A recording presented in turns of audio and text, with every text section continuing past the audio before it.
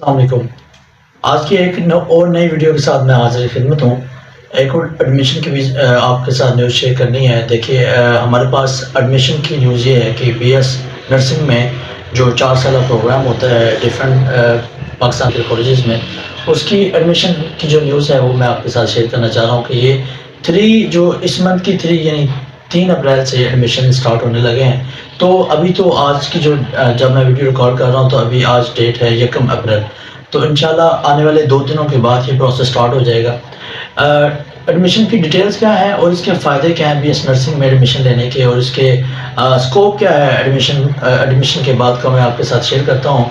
मैं आपको अभी स्क्रीन पे लेके चलता हूँ। हमारे पास जो एडमिशन के हवाले से नोटिफिकेशन आया है वो भी दिखाता हूँ और आपको बताता हूँ कि पंजाब के कितने 34 जो मेडिकल कॉलेजेस हैं उनके अंदर बीएस नर्सिंग की जो एडमिशन है वो ओपन है। तो आइए हम चलते हैं अपने नोटिफिकेशन की तरफ और मैं सारा प्रोसीजर आपको स्टेप बाय स्टेप शेयर करता हूँ। अगर आप इस चैनल पे नए हैं तो आप इस चैनल को लाइक कर दीजिए, सब्सक्राइब कीजिए और दोस्तों के साथ ज़रूर शेयर कीजिए।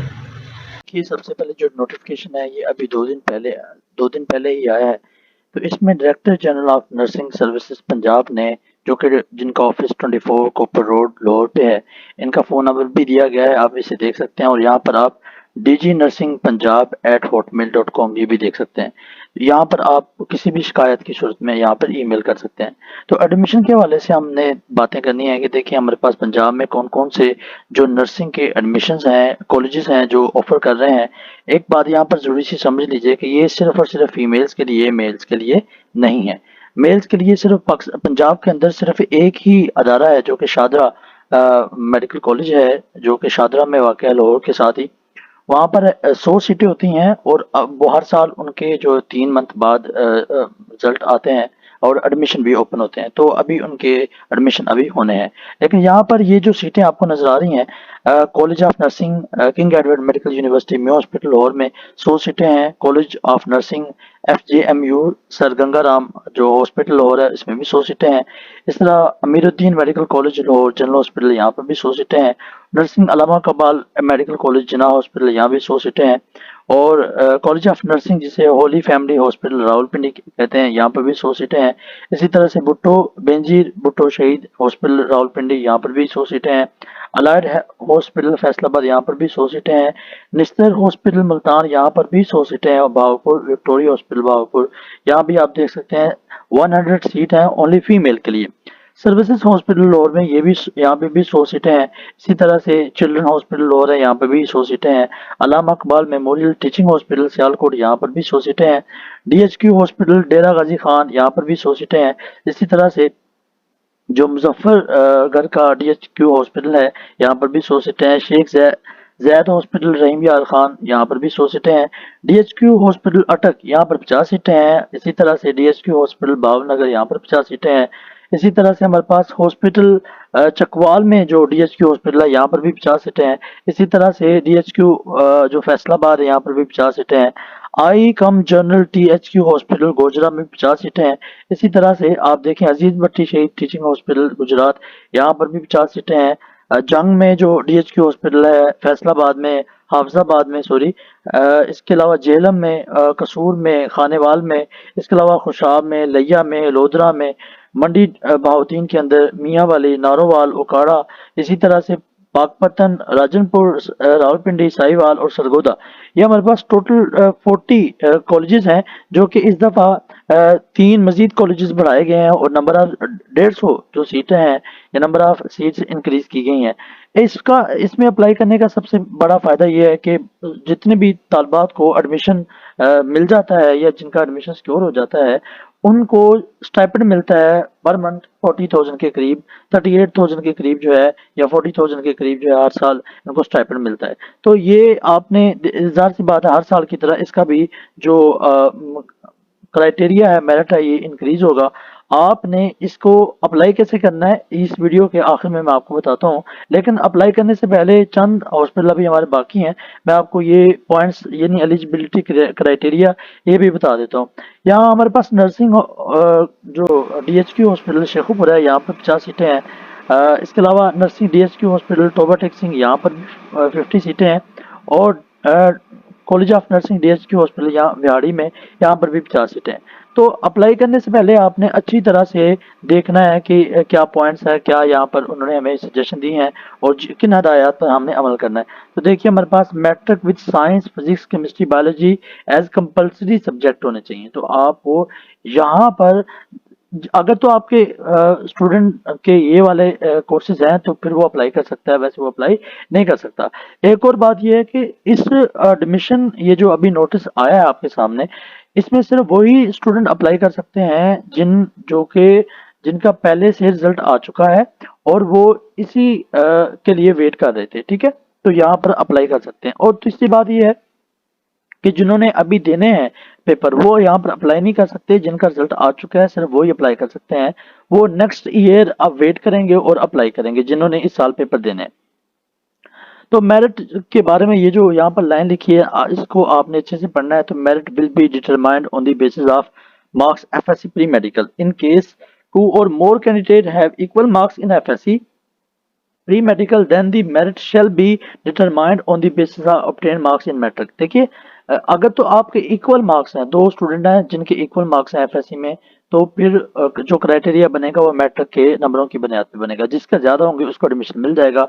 अगर मैट्रिक में भी इक्वल है तो फिर आपको सीनियोरिटी बेस, यानी जिसकी एज ज्यादा होगी उसको पहले एडमिशन मिल जाएगा, फिर जिसकी एज कम होगी उसको एडमिशन बाद में मिलेगा, यानी अगले साल में दिया जाएगा एडमिशन।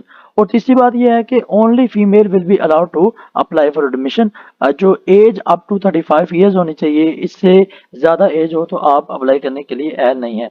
इसी तरह से आपके पास जो डोमिसाइल होना चाहिए पंजाब प्रोविंस का होना चाहिए और आपकी तमाम जो ट्रांसक्रिप्ट हैं वो सारी की सारी होनी चाहिए। और इस तरह जितने भी 43 हमारे पास एक और पॉइंट नंबर 5 में देखिए कि जो 43 नर्सिंग कॉलेजेस हैं, admission will be made purely on merit basis.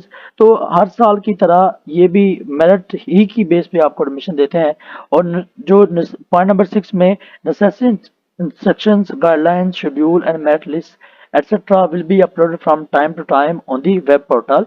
और मैं आपको दिखाता हूँ कि वेब कौन सी है, यहाँ पर लिंक भी दिया गया है, आप इसको अच्छे से देख सकते हैं।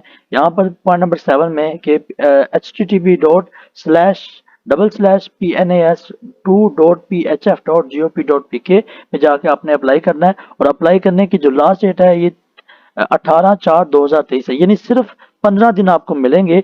आपने यहाँ पर जाके अब अप्लाई करना है और आपने अपने जितने भी सर्टिफिकेट हैं, मैट्रिक है, एफएससी है, सीएनआईसी है, डोमिसाइल है, इनकी पीडीएफ की जो कॉपीज हैं इनको आपने अपलोड करना है। इस तरह से आपने फिर पॉइंट नंबर 8 में अगर किसी किस्म की आपको परेशानी आती है तो फिर आप क्या करते हैं कि ये जो गिवन नंबर है यहाँ पर भी आप कॉल कर सकते हैं।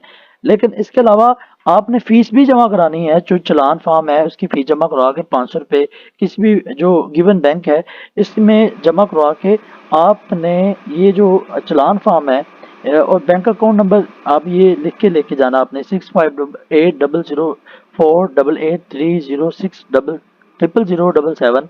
ये पंजाब हेल्थ फाउंडेशन का जो अकाउंट नंबर है आपने चलान फॉर्म के ऊपर ये लिखना है। और लिखने के बाद आपने इसको वेब पोर्टल के ऊपर जब आप अपनी एप्लीकेशन फिलअप कर रहे होंगे तो फिर आपने ये भी पीडीएफ अपलोड करना है, ठीक है। इसके अलावा एप्लीकेशन जो बाद में जो आप अप्लाई करेंगे तो वो भी आपको एक्सेप्टेड नहीं करेगा। आपकी वेबसाइट जो है हेल्थ काउंसिल की जो वेबसाइट है वो भी इसको एक्सेप्ट नहीं करेगी। तीसरी बात ये है कि स्टाइपेंड के लिहाज से उन्होंने यहाँ पर क्लियर कट बात लिखी है कि selected candidate will receive stipend 31,470 per month, ठीक है। तो ये जैसे ही आपका एडमिशन कंफर्म होगा ये आपका स्टाइपेंड स्टार्ट हो जाएगा। लेकिन इसके साथ एक और भी बात आप नोट कर लें कि आपको स्टाइपेंड अगर आप ले रहे हैं और आप इसके बाद जिस भी जगह से आपने बीएस नर्सिंग की है आपको 1-1.5 साल वहां पर जॉब करनी पड़ेगी चाहे। तो फिर इससे बचने के लिए कि आपको वहां पर जॉब करनी पड़े तो आपको कोई चारा नहीं है, आपको वहां पर आपने जॉब भी करनी है हर सूरत, ठीक है। अगर आपकी एडमिशन हो जाता है और आप 4 साल वहां पर स्टाइपेंड लेते हैं, आप अपनी डिग्री मुकम्मल करती हैं तो फिर आपको वहां पर एक एक डेढ़ साल वहां पर आपको हाउस जॉब करनी पड़ेगी, और हाउस जॉब पेड जॉब होती है, ऐसा नहीं है कि आपको ये पेड पे ना करें, ठीक है। अब मैं आपको लेकर चलता हूँ वेबसाइट के ऊपर कि जहां पर आपने अप्लाई करना है, ठीक है। और अप्लाई करने के लिए जाहिर सी बात है आपको वेबसाइट का भी पता होना चाहिए। तो ये हमारे पास यहाँ पे वेबसाइट है, देखिए, पंजाब नर्सिंग एडमिशन सिस्टम। तो यहाँ पर आपने लिखना है, यही वही वाली वेबसाइट का जो आप देख सकते हैं, सिर्फ वही वाली वेबसाइट का मैंने लिंक लिखा है। तो यहाँ पर आके वहाँ पर अप्लाई कर सकते हैं। यहाँ पर आप पहले अपना सीएनएससी नंबर लिखेंगे। सीएनएससी नंबर लिखने के बाद आपका जो अकाउंट बन जाएगा, एंड देन जो है वो आगे जाके आपने अप्लाई करना है। एक बार याद रखिएगा, ये सिर्फ वही स्टूडेंट अप्लाई कर सकती हैं जिनका एडमिशन ऑलरेडी हो, यानी जिनका रिजल्ट आ चुका है पिछले साल में, और वो किसी वजह से अप्लाई नहीं कर सके थे। तो जिन्होंने अभी इस साल देने हैं, यानी एग्जाम देने हैं, वो यहाँ पे अप्लाई नहीं कर सकते। आपसे गुजारिश है कि आपको कोई भी किसी भी किस्म के सवाल की समझ ना आ रही हो, मालूमात को मजीद मालूमात चाहिए, तो आप नीचे दिए गए नंबर पर मुझसे रब्ता कर सकते हैं, और मुझे व्हाट्सएप पे टेक्स्ट कर सकते हैं। अपना बहुत सारा ख्याल रखिएगा। अल्लाह हाफिज।